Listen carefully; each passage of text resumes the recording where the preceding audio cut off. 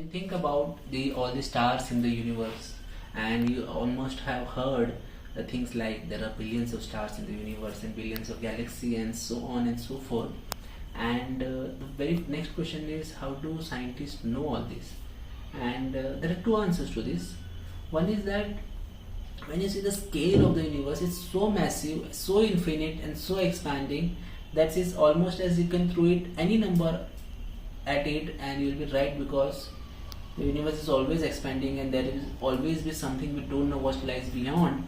So you can always say as if there are infinite things, or you can just say a billion galaxies or universe and you will be right, and there will be no way to verify that, because in our lifetime, because of the limitation of the speed of light and the expanding universe speed, we might never discover all those things.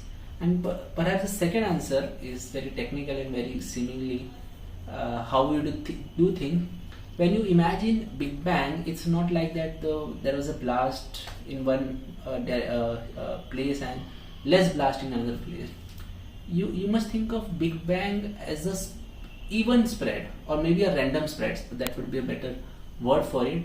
And when there is a random spread, like for example, you take a jar of pebbles in a jar and you throw all the pebbles down, then you will see that the pebbles are everywhere.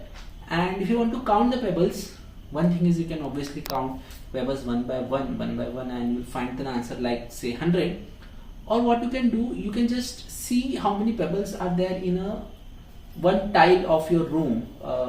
You can see it's like 5, and you can then approximate, like if there are 20 tiles, then is one it is 5, so in 20 probably there are 100, and in that way you will get a number approximate to the original number, but you don't have to count all the tiles, all the pebbles.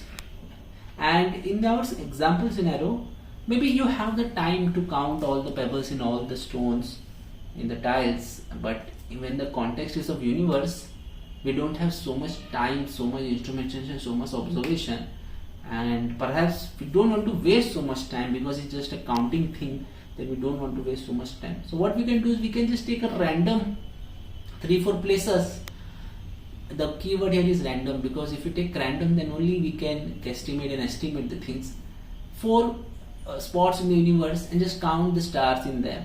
And if a very small area has like 1000 stars, and similar 4 other random places also have 1000 stars, then you can approximately say that that area in a universe is approximately 1000 stars, and so we can just span the whole universe, and we can see that you can multiply that with what is visible to us, and you will get a number like a billion stars or something like that. That's how scientists got the number, and now you know.